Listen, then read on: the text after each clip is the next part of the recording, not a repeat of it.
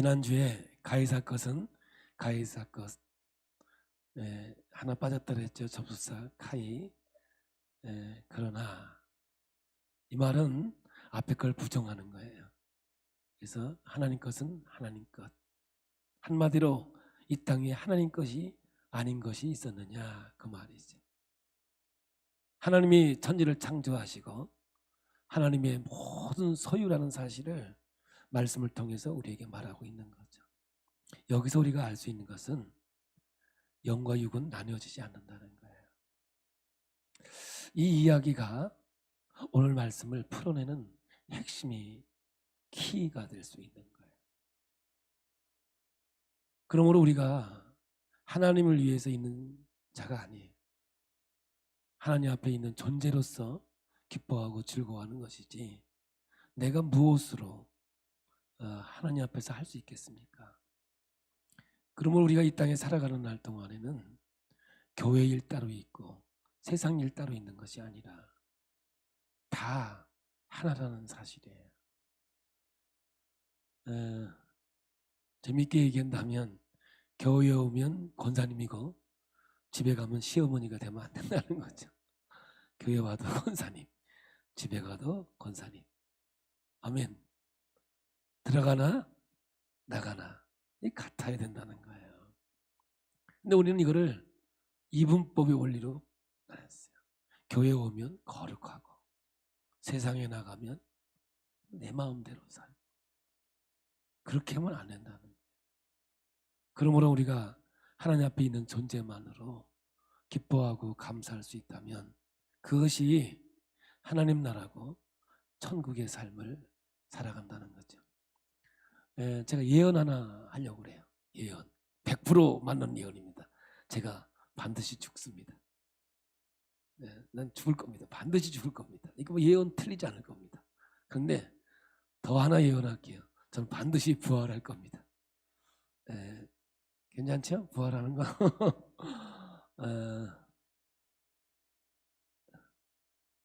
우리 모 집사님이요. 저희 아내한테 물어보더라고요. 사모님은 다시 태어나도 목사님하고 결혼해요? 질문을 했어요. 그래서 저는 네, 그럴 줄 알았어요. 왜냐, 기도 내가 조금 잘 하거든요. 그랬더니 1초도 기다리지도 않고 아니요? 이러는 거예요. 내가 깜짝 놀랐어요. 근데 저한테도 물어보더라고요. 모 집사님이 목사님은요? 이렇게 물어봐요. 그래서 1초도 안 기다리고 얘기했어요. 저는요 1000만 번 다시 태어나도 우리 아내랑 결혼합니다. 그랬더니 오 대단하신데 뭐 그래요. 내가 속으로 어차피 안 태어날 건데. 집에 왔어요. 와가지고 그랬어요. 여보, 앞으로 누가 물어보면 어차피 안 태어나니까 그냥 한다 해라. 한다 하는 게 낫지. 그래. 어떻게 이렇게 기다리지도 않고 그냥 안 한다 그러냐. 앞으로 그렇게 하세요. 우리 권사님들. 누가 물어보면 뭐라고? 남영석 권사님 1000만 번 다시 태어나도 결혼한다고. 내가 확실히 가르쳐줄게. 어차피 안 태어나니까. 여러분, 이거 궁금하지 않으세요? 우리가 반드시 부활할 거죠? 몇 살로 부활할 것 같아요? 몇 살로? 제 생각에 제가 보니까 앞으로 한 30년 더 살 것 같은데 30년이면 90대 중반이나 100세. 뭐 기분 나쁘세요? 살 건데 만약에 내가 100살에 죽었다 가자. 그러면 죽은 그대로 부활할 것 같으면 나 하나님 앞에 사정할 거예요. 제발 좀 부활 좀 시키지 말라고. 아니 100살로 부활할 바에야 이렇게 다시 태어나 살 바에야 안 하는 게 낫지 않겠습니까? 근데 제 생각에는 제 생각입니다. 예수님이 33살에 가셨으니까 내가 신부라고 했으니까 아마 28이나 29 정도. 제가 29에 결혼했거든요. 그때 정도로 부활하지 않을까. 제 생각입니다. 어떻게 부활할지는 저도 몰라요. 안 해봐서. 그러나 분명히 내 소망은 그 정도 머물러 있지 않는가 하는 겁니다. 오늘 시작이 어떻게 되느냐 하면 27절에 보면 부활이 없다고 주장하는 사두개인 중 어떤 이들이 와서 아주 꼬롬한 마음을 가지고 예수님을 어떻게 하면 함정에 빠질까 그 마음을 가지고 온 거예요. 왜 그런 줄 아세요? 사두개인은 부활을 안 믿어요. 부활이 없다고 주장하는 사두개인 이렇게 했거든요. 이들은 부활을 믿지 않아요. 그런데 오늘 여러분 부활 얘기 같지만 오늘 이 말씀은 부활을 통해서 하나님께서 어떻게 우리에게 말씀하시는가 이 이야기를 통해서 정말 중요한 하나님의 진리를 말씀하고 있다는 거예요. 여러분 그러므로 이 질문을 가지고 부활의 역사성과 부활의 능력을 이야기하고자 하는 것이 아니라 부활이라고 하는 주제를 통해서 하나님의 귀한 진리의 말씀을 이야기하고자 하고 싶은 내용이 숨겨져 있다고 하는 거예요. 기독교는 부활의 종교예요. 부활이 없으면 기독교는 아무것도 아니에요. 뭐 타종교와 별 다른 게 없어요. 그래서 우리는 부활 신앙을 가져야 죽어도 살겠고 이 신앙이 오늘 우리를 지배하고 다스려줘야 돼요. 그러면 예수님께서 이 말씀을 통해서 우리에게 무엇을 가르쳐 주신지 이 말씀을 하나하나 짚어가면서 그 숨겨져 있는 하나님의 음성을 듣는 귀한 시간이 되기를 축복합니다. 28절을 우리 함께 보겠습니다. 물어 이르되 선생님이여 모세가 우리에게 써주기를 만일 어떤 사람의 형이 아내를 두고 자식이 없이 죽으면 그 동생이 그 아내를 취하여 형을 위하여 상속자를 세울지니라 하였나이다. 어디에? 모세의 글에 이렇게 되어 있어요. 모세의 글에라는 말은 이 사두개인은 성경관이 모세 오경만 하나님 말씀이라고 믿었어요. 이 사두개인은 모세 오경 이외에는 하나님의 말씀으로 받아들이지를 않았어요. 그러니까 사두개인은 첫째는 부활을 믿지 않았고 두 번째는 모세의 오경만 하나님 말씀으로 믿고 있었던 것이죠. 여러분 이들이 예수에게 질문은 뭐냐면 오늘 이 말씀 있는 그대로 어떤 사람이 결혼했어요. 한 가정에서. 근데 그 형이 죽었어요. 후사가 없이. 그런데 그 동생이 7이 있는데 동생이 물려받아서 결혼하고 또 후사가 없어서 물려받아 결혼하고 다 했어요. 그러다가 다 죽었어요.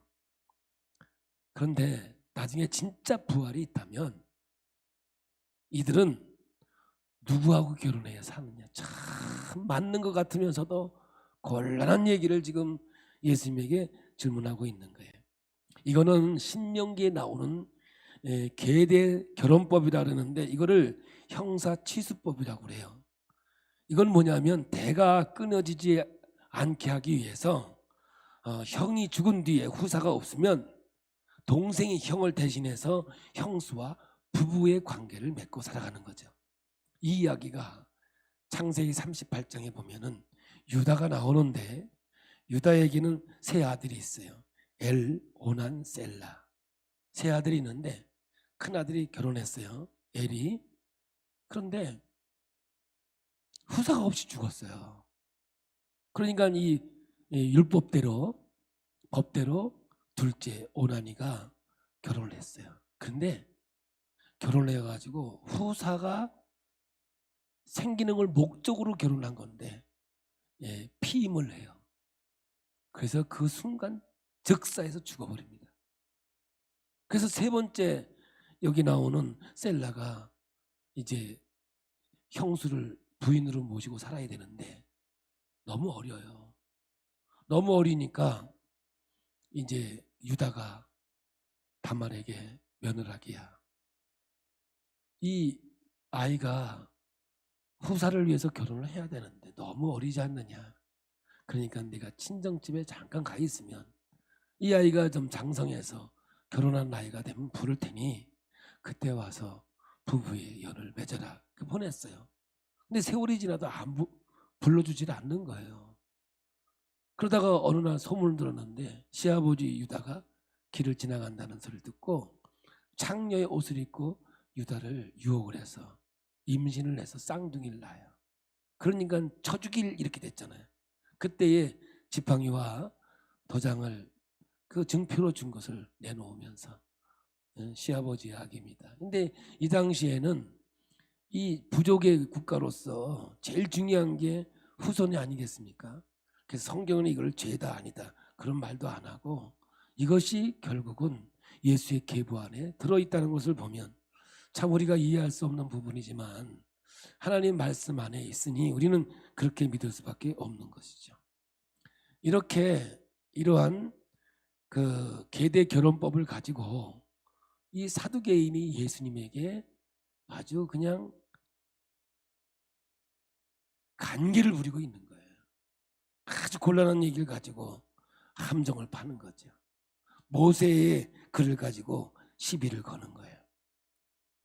그런데 예수님께서 그들의 간계와 함정을 아시고 그 모세의 글을 가지고 이제 대응하는 장면이 바로 오늘 우리에게 주신 말씀이에요. 우리가 28절부터 33절까지 있는 이야기 한번 읽어보겠습니다. 그런데 7형제가 29절부터 봅니다. 그런데 7형제가 있었는데 마지가 아내를 취하였다가 자식이 없어 죽고 그 둘째와 셋째가 그를 취하고 일곱이 다 그와 같이 자식이 없이 죽고 그 후에 여자도 죽었나이다. 일곱이 다 그를 아내로 취하였으니 부활 때에 그 중에 누구의 아내가 되리이까. 다시 한번 얘기하지만 부활을 믿지 않는 사두개인이 궁금해서 물었겠습니까? 정말 알아보고 싶어서 물었겠습니까? 부활에 대해서 깨닫기 위해서 물었겠습니까? 아니에요. 어떻게든지 예수를 넘어지게 하려고 이렇게 간계를 부린 거죠. 근데 여러분 바리새인과 서기관은 부활을 믿었거든요. 그러니까 이 바리새인과 이 사두개인은 이 신학적인 문제로 늘 싸웠던 것을 우리는 이 성경을 통해서 알 수 있는 거죠. 여러분 예수님은 이제 반론을 핍니다. 34절부터 35절에 이제 눈을 크게 뜨고 오늘 이 말씀을 잘 보셔야 돼요. 그리고 깨달으셔야 돼요. 오늘 이 말씀 깨닫지 못하면 집에 가지 마세요. 왜냐?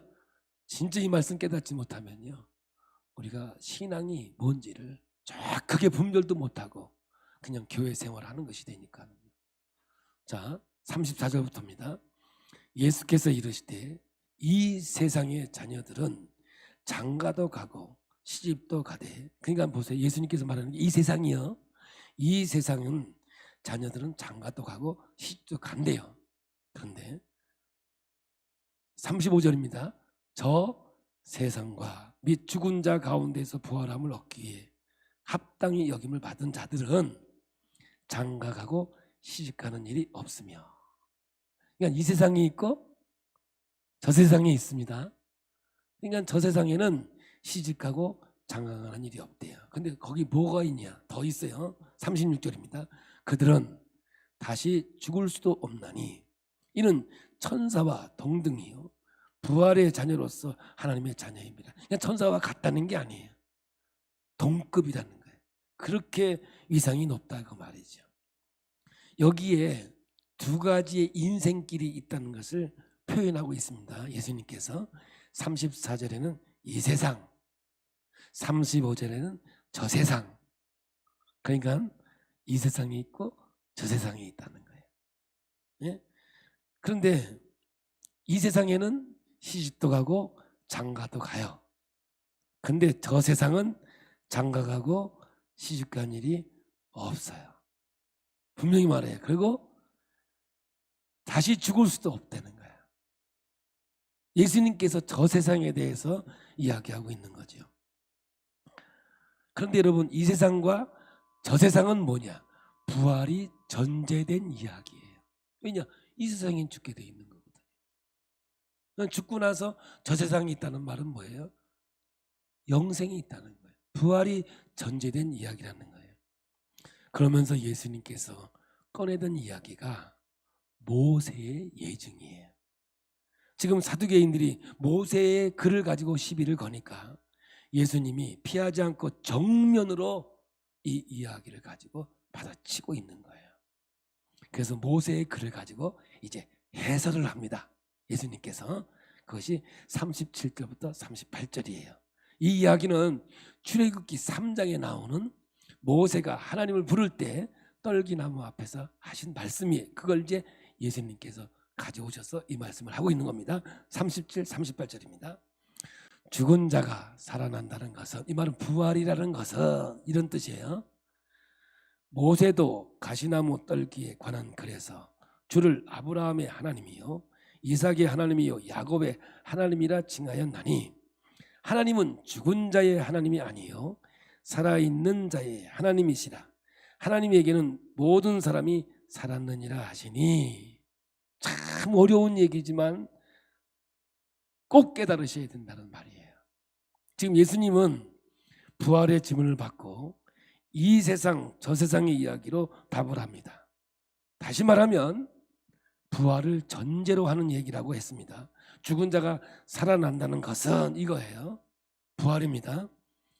아브라함도 이삭도 야곱도 하나님 앞에 살아있다는 얘기로 이 이야기를 가지고 온지요.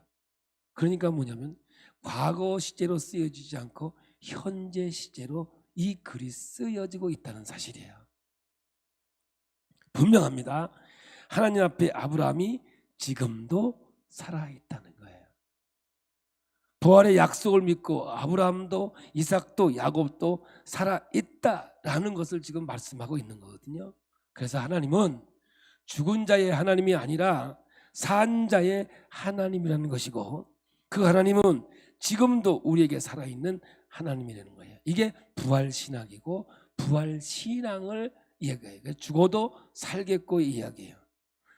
예수님은 이 부활의 핵심을 이 사두개인이 도전하고 있는 모세의 글을 가지고 지금 변증하고 있는 거거든요. 그러면 사두개파가 알고 있는 모세의 글과 지금 예수님이 사용하고 있는 이 모세의 글이 다른 거냐? 아니에요.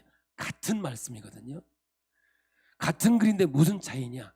해석의 차이예요. 어떻게 해석하고 있느냐예요. 그러므로 여러분, 신앙은 해석의 능력이에요. 믿음이라고 하는 것은 소유되지 않습니다. 착각하지 마세요. 내 믿음은 절대 소유되지 않습니다. 믿음이라는 것은 뭐냐면 말씀을 어떻게 해석하느냐의 차이예요. 이것이 능력이라는 거예요. 그러니까 어린아이가 해석하는 것이 있고 장성한 자가 해석하는 차이가 있다 이 말이죠. 그러므로 성경을 잘못 해석하면 큰일 나는 거예요. 하나님의 뜻을 분명히 알고 그 말씀을 정확하게 해석할 때 내가 살아나는 것이지, 잘못 해석해버리면요 이단이 나오는 거예요. 지난주에 얘기했듯이 가이사 것은 가이사 것, 카이를 빼놓고 나를 빼놓고 하나님 것은 하나님께로 하니까 세금 문제의 이야기로 끝나버리는 거죠. 그런데 그게 아니에요. 이원론이 아니라는 거예요. 영과 육을 나누면 안 된다는 거예요. 영과 육을 나눈다는 게 뭐예요? 죽었다는 얘기 아니에요. 근데 이 성경은 지금도 산자의 하나님을 말씀하고 있거든요. 그러니까 이렇게 예수님께서 모세의 글을 가지고 이 부활에 대해서 정확하게 얘기하는 거예요. 부활은 뭐예요? 산자의 하나님, 아브라함의 하나님, 이삭의 하나님, 야곱의 하나님은 지금도 살아있는 하나님이라는 사실이에요. 그러니까 이렇게 해석을 해주니까 여러분, 이제 서기관이 가만히 있다가 이제 끼어듭니다. 서기관이. 그래서 여러분 잘 들어보세요. 지금 사두개인과 예수님의 이야기인데 누가 끼어드느냐면 서기관이 끼어들어요. 서기관은 거의 바리새인이라 그랬잖아요. 부활을 믿는 사람이에요. 그러니까 지금 이 이야기는 바리새인이 이야기한 질문을 가지고 누구를 교육시키냐면 부활이 있다고 하는 서기관을 교육시키고 있는 내용이기도 합니다. 보겠습니다. 39, 40절입니다. 서기관 중 어떤 이들이 말하되 선생님 잘 말씀하셨나이다 하니 그들이 누구예요? 사두개인이에요. 아무것도 감히 더 물을 수 없습니다. 너무 기가 막히게 해석을 하고 통역을 하니까 진짜 이 사두개인들은 아무 말 할 수가 없는 거예요. 여러분, 사두개인들이 가지고 있었던 불멸의 사상은 아브라함, 이삭, 야곱, 그냥 종족이 끊어지지 않는 것을 나름대로 부활로 이해를 하고 있었어요.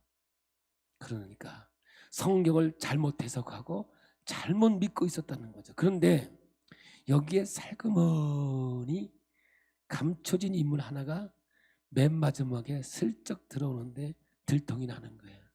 누구냐? 서기관이에요. 이제 이 서기관으로 이야기가 옮겨져 갑니다. 여러분, 39절에 서기관 중 어떤 이들이 말하되 선생님 잘 말씀하셨나이다 이렇게 얘기해요. 지금까지 서기관은 어떤 사람이에요? 예수님을 등이 넘어뜨리고 정치적인 메시아를 몰고 가서 로마 군인에게 어떻게 하면 죽일까 했던 이런 사람들이거든요. 그런데 아주 이때는 뭐라 그러냐면 선생님 잘 말씀하셨나이다. 진짜 싸가지요. 그러니까 이 서기관들은 이 성경을 모르는 사람들이 아니라니까요. 너무 잘 알고 있는 사람이라니까. 그런데 모르는 사람들이 모르는 거야 이해가 되지만 알고 있는 사람이 모르는 척하고 있는 게 이게 더 나쁜 사람이거든요. 다시 한번 원래 자리로 돌아가 볼게요. 지금 질문하는 자는 사두개인이에요. 질문에 답하고 있는 분은 예수님입니다. 지금 이 상황은 성전에서 이루어지고 있는 건데 당시 랍비 사회, 유대 사회에서는 있었던 전통적인 대화법입니다. 그리고 이 성전에서 이 이야기가 전개되고 있다는 거예요. 사두개인들이 성경을 잘못 이해하고 있는 것에 대해서 이 누가는 분명히 설명하고 있는 거예요. 첫째는 뭐냐? 성경의 권위. 계속해서 20장은 지금 권위의 문제를 끌고 오는 거예요. 그리고 성경의 최종 해석자는 누구냐? 예수 그리스도다. 그러니까 지금 이 성경은 누구를 증거하고 있느냐면 예수가 하나님의 아들이요, 예수가 그리스도요. 포도원의 비유처럼 이들이 곡해를 냈어요. 이들이 예수님이 말하는 것이 우리를 넘어지게 하고 우리를 해하려고 하는 이런 오해를 하고 어떻게든지 예수를 잡아 죽일까 했다고요. 그런데 예수님은 포도원의 비유를 통해서 말씀하시는 건 뭐냐? 독생자 아들을 이 땅에 보내서 죽이는 것은 너희들을 심판하기 위함이 아니라 살리기 위함이라는 그 마음을 가지고 있었던 거거든요. 그런데 이들은 이걸 깨닫지 못한다. 계속해서 하나님의 말씀, 아버지의 마음을 알지 못하고 있는 거거든요. 그러면서 이제 누가는 이 성경의 주체가 누구냐? 오늘 이 이야기의 중심에 누가 있느냐? 성경의 권위와 이 성경을 해석할 수 있는 최종 권위자는 누구냐? 이 얘기를 이제 등장시킵니다. 41절부터 44절입니다. 함께 봅니다. 예수께서 그들에게 이르시되 사람들이 어찌하여 그리스도를 다윗의 자손이라 하느냐? 시편에 다윗이 친히 말하였으되 주께서 내 주께 이르시되 내가 내 원수를 내 발등상으로 삼을 때까지 내 우편에 앉았으라 하셨도다 하였느니라. 그런즉 다윗이 그리스도를 주라 칭하였으니 어찌 그의 자손이 되겠느냐 하시니라. 그러니까 이것을 부활이라는 주제를 통해서 설명하고 있는 거예요. 예수가 누구인가? 성경의 권위는 무엇이며 마지막까지 해석할 수 있는 능력은 누구에게 있는가? 예수 그리스도의 답은 딱 하나거든요. 예수 그리스도거든요. 그래서 그 부활의 핵심 가치가 어디 있느냐? 죽은 자의 하나님이 아니라 산 자의 하나님이라는 거죠. 여기에 핵심이 있는 것은, 이것을 서기관들이 모르고 있었다? 아니야, 알고 있었다니까요. 알고 있으면서도 예수를 잡아 죽이려고 하고 있는 거거든요. 그래서 예수님이 오늘 20장을 끝내면서 이제 준엄하게 누구를 꾸짖느냐? 대화는 사두개인하고 하면서 결론은 누구하고 맺냐면 이 서기관에게 이제 끝내는 거예요. 45절 46절입니다. 모든 백성이 들을 때에 예수께서 그 제자들이 이르시되 긴 옷을 입고 다니는 것을 원하며 시장에서 문안받는 것과 회당의 높은 자리와 잔치의 윗자리를 좋아하는 서기관들을 삼가라. 지금 부활의 얘기를 어디까지 끌고 가 있느냐 하면 예수가 권이며 최종 해석자는 예수다, 이렇게 말씀하면서 함께 거들고 있는 것 같은 서기관들을 삼가라. 저들을 본받지 마라. 저들은 아주 그냥 나쁜 것이기다, 이렇게 얘기하고 있는 거예요. 서기관은 지금 예수님의 해석에 대해서 좀 안다고 자랑 비슷하게 하면서, 여러분 예수께 뭔가 이렇게 드러나오고 있지 않습니까? 그런데 예수님께 서기관을 어떻게 평가하고 판단하는지 보십시오. 마지막 47절입니다. 그들은 과부의 가산을 삼키며 외식으로 길게 기도하니 그들이 더 엄중한 심판을 받으리라 하시니라. 이 서기관은 내세신앙, 하나님 나라가 있는 걸 알면서도 이 땅 위에서 살아가는데 하나님 나라 없는 것 같이 살아가고 있다, 이 말이죠. 이해되세요? 이거 깨닫지 못하면 집에 가지 말라고 그랬어. 오늘 지금 서기관 바리새인 이야기를 가지고 누구에게 옮겨갔다고요? 서기관에게 옮겨갔다니까요. 서기관에게 하는 말은 뭐냐면, 너는 내세 신앙이 천국이 있다는 걸 알면서도 이 세상에서 과부의 돈을 빼앗고, 그래서 다음 주에 과부의 두렙돈의 헌금이 나오는 거예요. 이제 어떻게 해석이 되는지 그건 다음 주에 가봐야 하는 거예요. 기가 막힌 이야기를 하고 있는 거예요, 예수님께서. 여러분, 가부의 가산을 삼키며 외식으로 길게 기도하니 그들이 더 엄중한 심판을 받아. 사두개인보다 이 바리새인 서기관이 더 하나님의 심판 앞에 있다, 이 말이에요. 이제 적용 부분으로 들어갑니다. 서기관은 천국이 있는 걸 알고 있다니까요. 부활을 믿고 있다니까요. 그런데 이 세상에 초점을 맞춰 살아요. 한마디로 하나님 나라 없는 것 같이 살았다, 이 말이에요. 정말 나쁜 사람은 사후의 세계를 모르고 준비하지 못하는 사람인가요?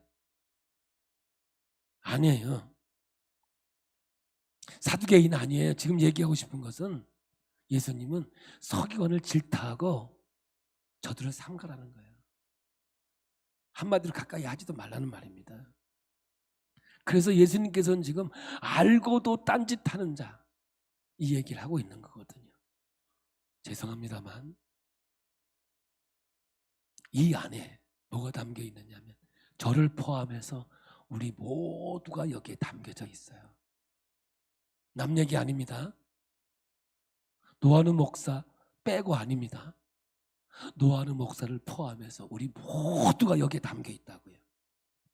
누가복음 15장에 두 아들이 나옵니다. 근데 작은 아들은 아버지의 재산을 받아서, 유산이 유산을 받았다는 말은 뭐예요? 죽어야만 줄 수 있어요, 유대인은. 그러니까 이 탕자는 아버지를 죽었다고 생각하고 재산을 달라고 나간 아주 나쁜 자식이죠. 근데 나중에 탕진하고 돌아와요. 아버지는 상거가 뭔데 그 아들의 모습을 보고 가서 입 맞추고 가락지를 끼우고 잔치를 벌여줘요. 그런데 여러분, 집안에 있는 탕자 큰아들은 아버지를 원망해요.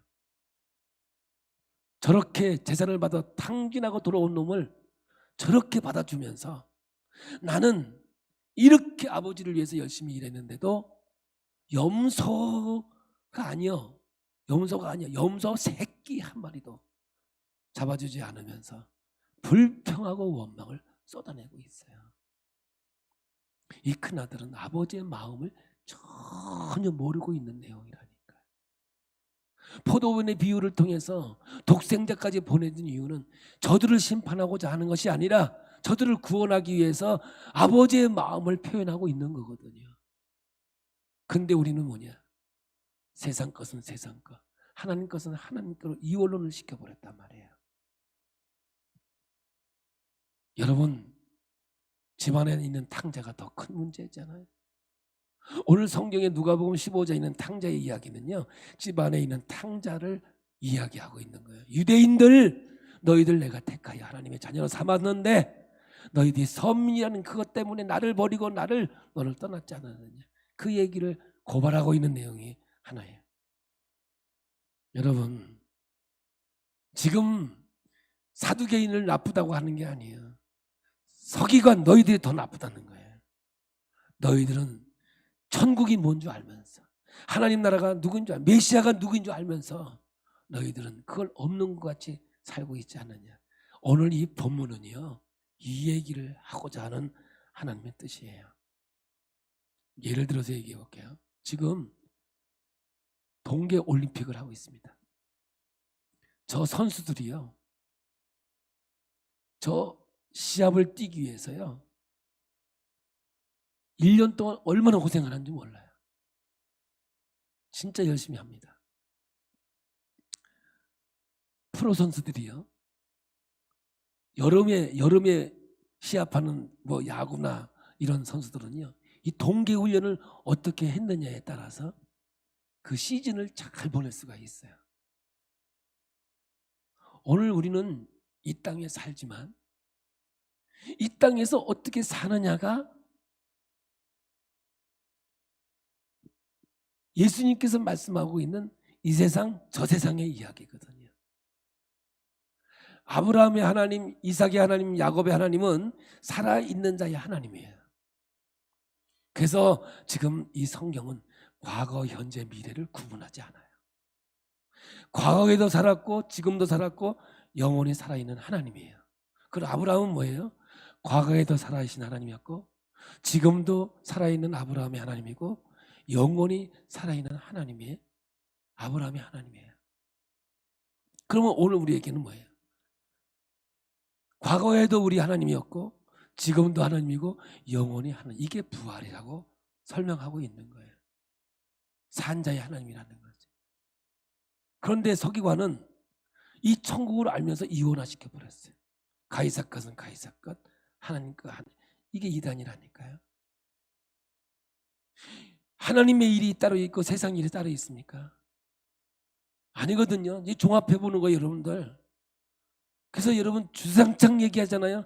지금 내가 오늘을 사는 것은 지나온 세월의 간증이어야 되고, 아멘이죠?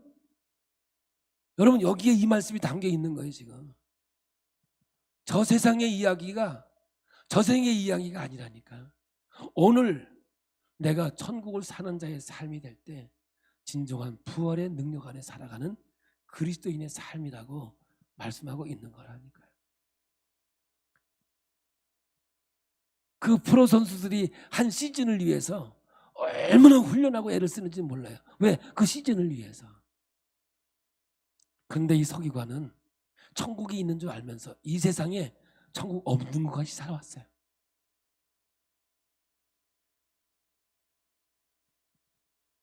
예수님이 분명히 말씀해, 이 세상은 시집가고 장가가요.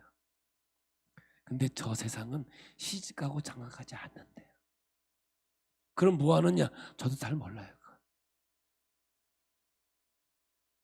분명히 하나님의 새로운 세계가 열려지리라고 믿습니다. 아멘. 그러나 오늘 여러분 이 부활을 통해서 지금 말씀하시고 싶은 내용은 뭐냐? 저와 오늘 우리 모두에게 말씀하고 있는 거예요. 나뉘어지지 않는다는 거예요. 과거, 현재, 미래. 제가 얘기합니다. 하나님이 인간을 만드실 때 시제를 모르게 만들었다. 과거, 현재, 미래가 언제나 오늘이라고. 지금 서기관이 왜 이렇게 하나님께 혼나고 있는 줄 아시죠? 다시 한번 얘기할게요. 천국이 없이 너희들 사고 있잖아요. 과부의 돈을 뺏고 길게 기도하면서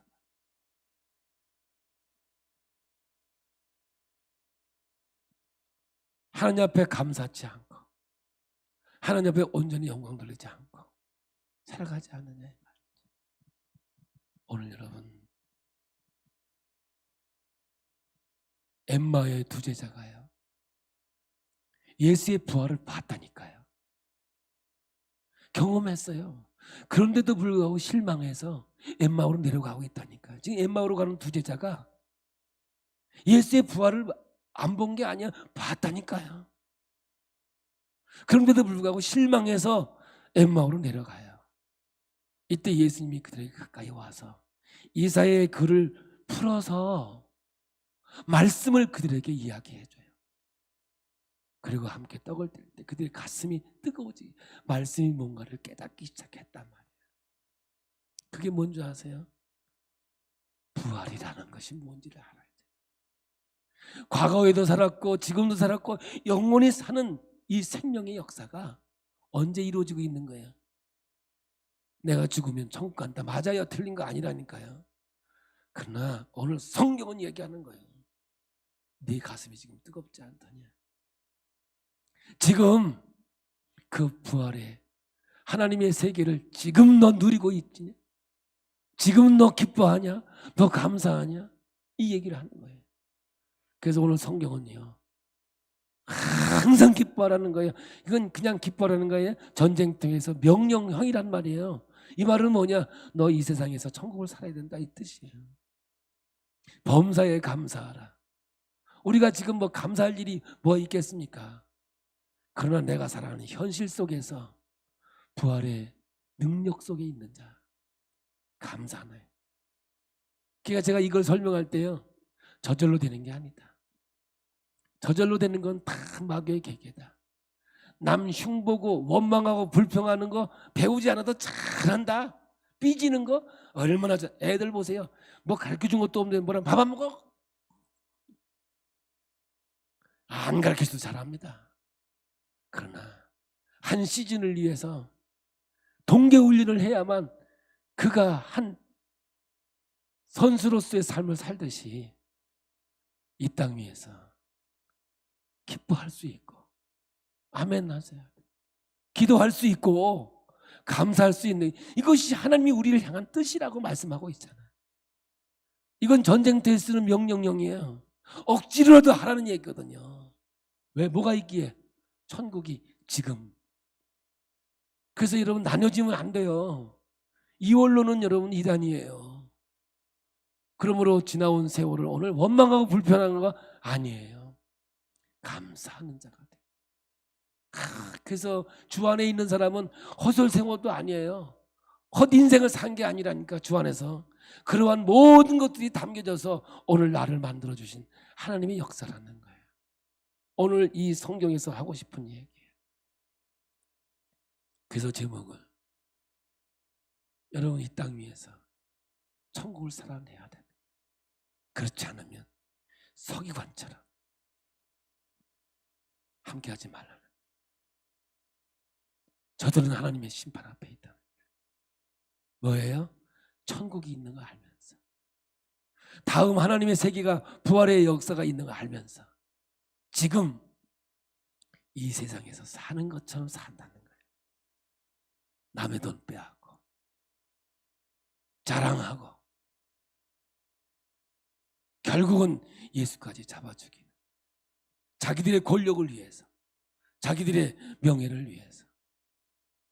이 안타까운 마음이 이 말씀에 담겨 있다는 사실을 아시고, 오늘 여러분 이 땅 위에서 이 세상에 있고 저 세상에 있지만 할렐루야, 지금 감사하면서 기뻐하면서 어떤 환난이 와도 어려움이 와도 그 부활의 기쁨으로 오늘을 살아내는 자가 예수가 누구인지 엠마오로 가는 두 제자처럼 가슴이 뜨거워지는 역사가 우리 모두에게 있는 줄 믿습니다. 아차하면 여러분, 부활을 경험한 이 제자들이 그냥 하나의 은유와 기적으로만 봤던 거예요. 아니 뭐 부활했으면 뭐해? 뭐 힘없이 십자가에서 죽어주는 그런 분 뭐 실망과 좌절밖에 없어. 그렇게 인생을 살아갈 수밖에 없는 거예요. 그러다가 예수 믿다가 떠나가기도 하고 예수 믿다가 뭐 흐트러지기도 하는.